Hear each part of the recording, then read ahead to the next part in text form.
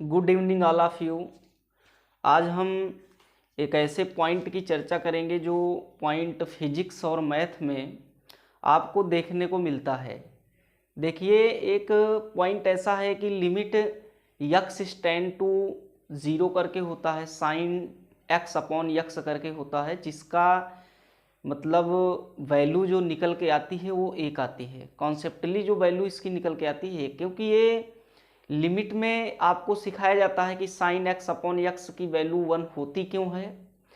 या फिर आप ऐसे कह सकते हैं कि साइन थीटा अपॉन थीटा, जैसे हमने यहाँ पे क्वेश्चन दिया कि sine theta upon theta equal to 1, theta tend to 0। यहाँ पे इस क्वेश्चन को ऐसा भी कर सकते हैं, आंसर एक ही आएगा, limit X tend to 1 sine X upon X equal to 1, ऐसा कर सकते हैं आप। मतलब यहाँ पे जो बदलेंगे, इस साइन के पास जो एंगल को आप चेंज करेंगे और उसके नीचे जो अपॉन में अगर आप चेंज करेंगे डिनोमिनेटर में, तो ये बात जो है यहाँ पे 0 रहेगी, टेंड टू 0 रहेगा, और 0 रहेगा तो ये इसकी वैल्यू 1 कर देगा। इस बात को फिजिक्स में भी काफ़ी बखूबी लगाया जाता है और मैथ में तो है ही। जहाँ लिमिट का यूज होगा, जहाँ भी कॉन्सेप्ट इस क्लियर किया जाएगा, तो उस बात पर यहाँ पे इसको हम डिस्कस करते हैं किस तरीके से इसका हल होता है। आपको बता दें, लिमिट में 7 केसेस ऐसे होते हैं जिनका हल नहीं होता है। यदि आपसे कोई छोटा बच्चा इस बात को कभी पूछने की कोशिश करे कि भैया 0 अपॉन 0 कितना होता है, तो आप उस बात में, जब तक आप क्लास 11 के लिमिट चैप्टर के तरफ नहीं आपको थोड़ी थोड़ी नॉलेज रहेगी, तब तक आप उस केसेस को या तो अनडिफाइंड या फिर 0 कहने की ही कोशिश करोगे। ऐसे माना कि हम आपसे कह दें कि 0 अपॉन 0 क्या होता है, तो आप क्या बताओगे? या तो 0 बोलोगे या तो अनडिफाइंड बोलोगे, यही तो बोलोगे। कहोगे कि या तो इसका हल नहीं हो सकता या तो इसका हल 0 होगा। क्यों 0 होगा?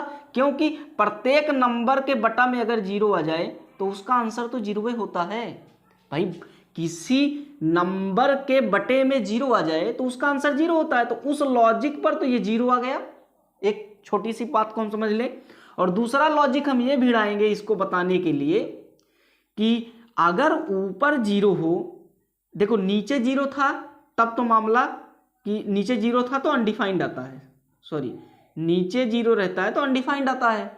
और देखो, जब नीचे ऊपर 0 है, नीचे कोई नंबर है, तो उस केस में 0 आता है। इसका मतलब इसका आंसर अगर इसके अकॉर्डिंग देखेंगे तब तो अनडिफाइंड आएगा।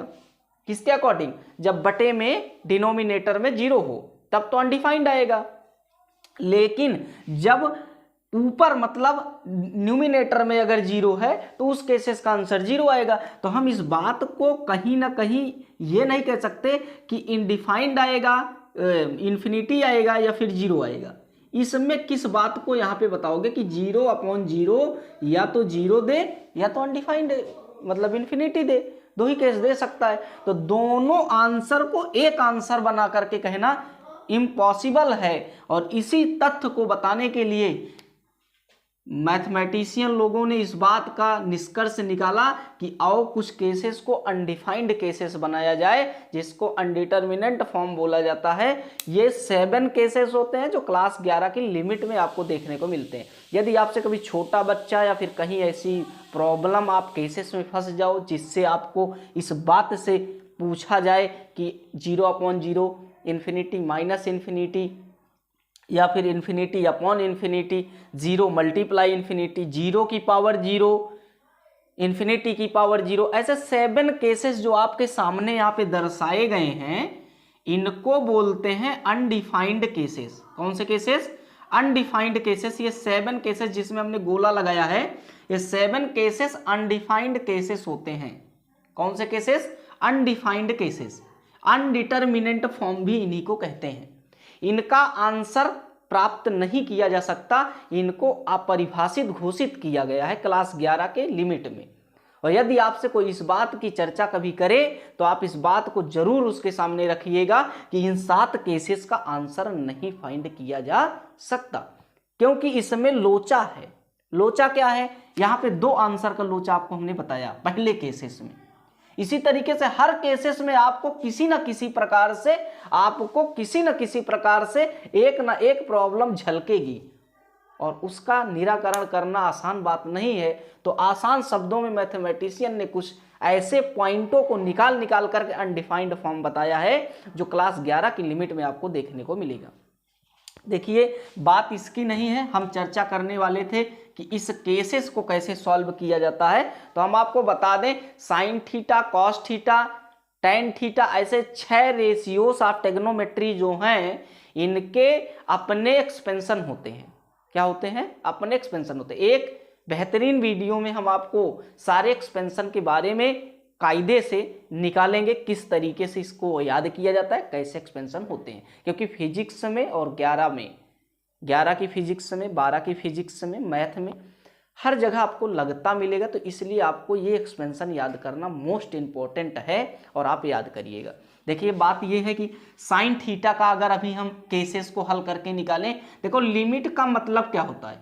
लिमिट का मतलब होता है कि यहां से लेकर के जो स्टैंड टू जीरो है, ये थीटा का मान 0 है नहीं, 0 की तरफ बढ़ने की कोशिश में है, अग्रसित है। और इस मान को अगर हम इस क्वेश्चन में पुट कर दें तो जो आंसर आना चाहिए वो 1 के बराबर आना चाहिए। यही तो अभी तक आप करते आए हो, बस लिमिट नहीं लगा रहा करता था, ऐसे रहा करता था putting the value of x is equal to 0 in this case, ऐसा कहा करता था। और उस केस में आप रख देते थे, पुट कर देते थे वैल्यू, तो आपको क्या मिल जाता था? आंसर पुट अप हो जाता था। तो ये बात आपको मिल जाया करती थी, लेकिन अब इसको क्लास 11 में लिमिट के रूप में आपको समझाने को मिलेगा।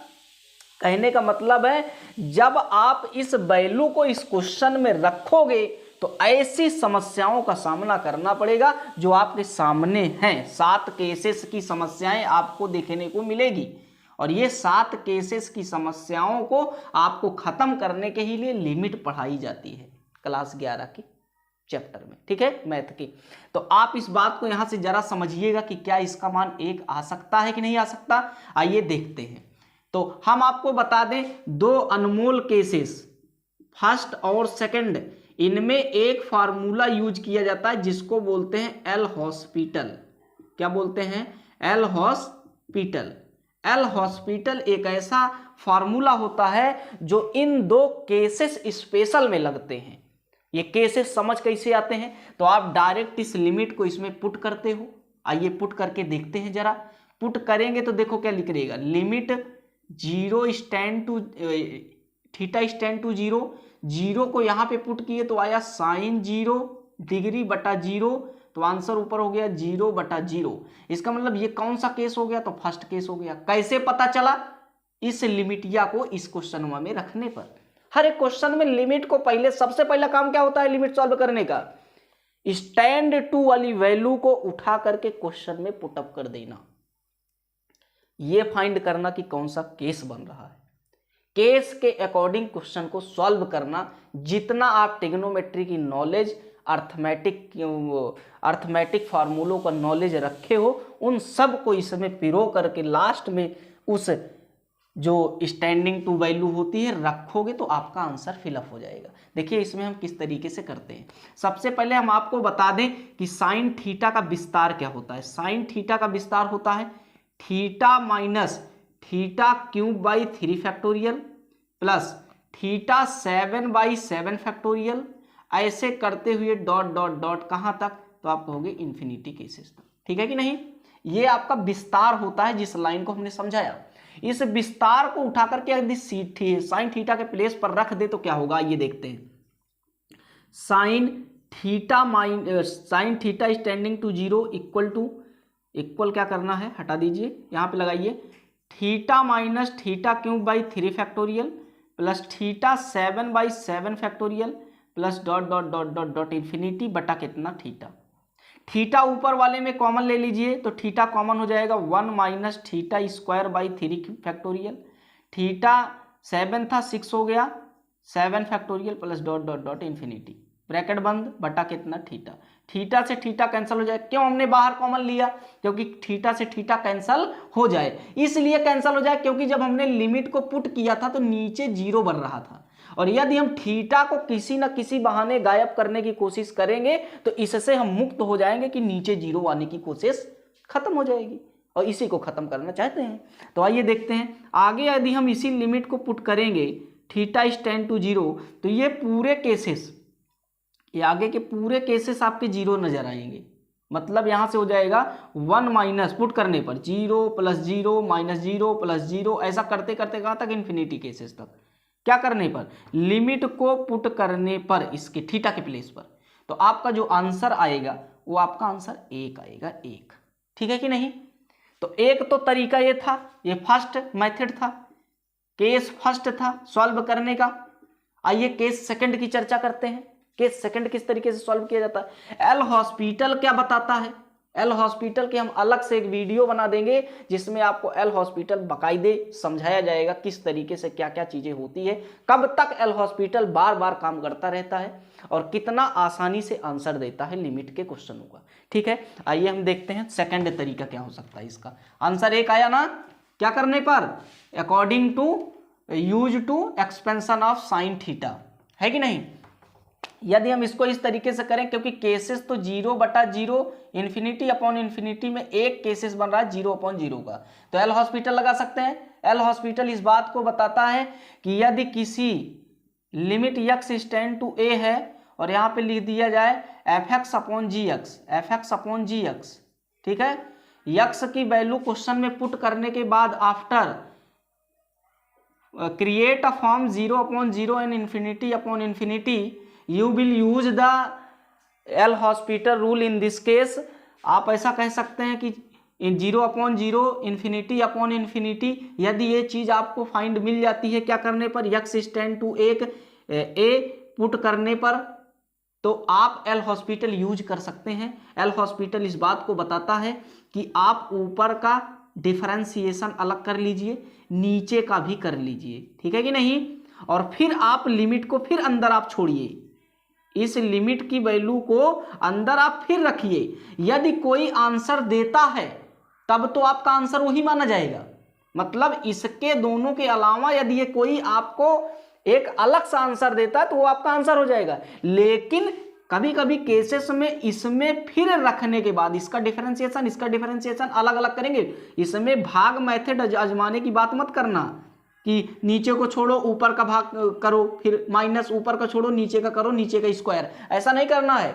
ऊपर का अलग नीचे का अलग ऐसा करना है। देखो हमने अलग अलग लगाया है, इसका अलग कर लेना है, इसका अलग कर लेना है। दोनों का डिफरेंशिएशन करने के बाद अगर आप वैल्यू रखते हैं और ये केसेस बाई चांस नहीं बनता है तो वो आपका आंसर होगा, और अगर ये केसेस बनता है तो फिर एक बार और डिफरेंशिएशन करते हैं। मतलब ऐसे कहा जाता है limit x tend to a, यहाँ पे double bar f double dash x बटा कितना g डबल डैश x। फिर आपका यदि आंसर 0/0 इन्फिनिटी अपॉन इन्फिनिटी दे रहा है तो फिर उसके बाद ट्रिपल बार करेंगे। तो ऐसे करते चले जाएंगे जब तक ये अपनी सांसों को अपने लगातार टर्मों को छोड़ ना दे। इस जिद से जब तक वो हटेगा नहीं तब तक हम उसको एल हॉस्पिटल से बार बार तोड़ने का काम करेंगे। एक समय ऐसा तोड़ देंगे कि वो एक आंसर दे देगा जो हमारे क्वेश्चन का आंसर होगा। आइए देखते हैं इसको कितनी बार पटकते हैं जिससे इसका आंसर आता है। तो आप देखिए इसको किस तरीके से करते हैं। क्वेश्चन है आपके पास कि limit theta is tend to 0 sine theta बटा कितना थीटा। एक बार जरा रखिए क्योंकि 0/0 का केस बन रहा है, 0/0 का। एक बार करिए, साइन थीटा का आंसर होता है कॉस थीटा, और थीटा अकॉर्डिंग टू थीटा करेंगे तो 1 आएगा, ठीक है कि नहीं। यहाँ पे हो जाएगा sine theta is tend to 0। अब थीटा को वैल्यू पुट करो तो ऊपर हो गया 0 बटा कितना 1, हुआ कि नहीं। जब आप 0 किए तो 0 का आंसर कॉस थीटा में 1 आता है, 1/1 आंसर 1। तो आपका ये पहले ही स्टेप में यहाँ से बजा दिया, यह हमारा आंसर 1 है, ठीक है। आप इस बात को समझिए। लिमिट के और सारी समस्याओं को लेकर के हम आपके सामने होंगे और आसानी से भाषा में किस तरीके से समझाया जाता है इस भाषा को समझने की कोशिश करेंगे। आप जुड़े रहिए, शेयर करिए, सब्सक्राइब करिए, कमेंट करिए, ज़्यादा से ज़्यादा बच्चों तक शेयर करिए। आपको हम लिमिट को बेहतरीन ढंग से पढ़ाने की कोशिश करेंगे, सारे डर को ख़त्म करेंगे। सातों केसेस क्या है, हर एक केसेस पर अलग अलग वीडियोस, अलग अलग क्वेश्चंस, अलग अलग तरीके आजमाएंगे और आपको सिखाएंगे, ठीक है।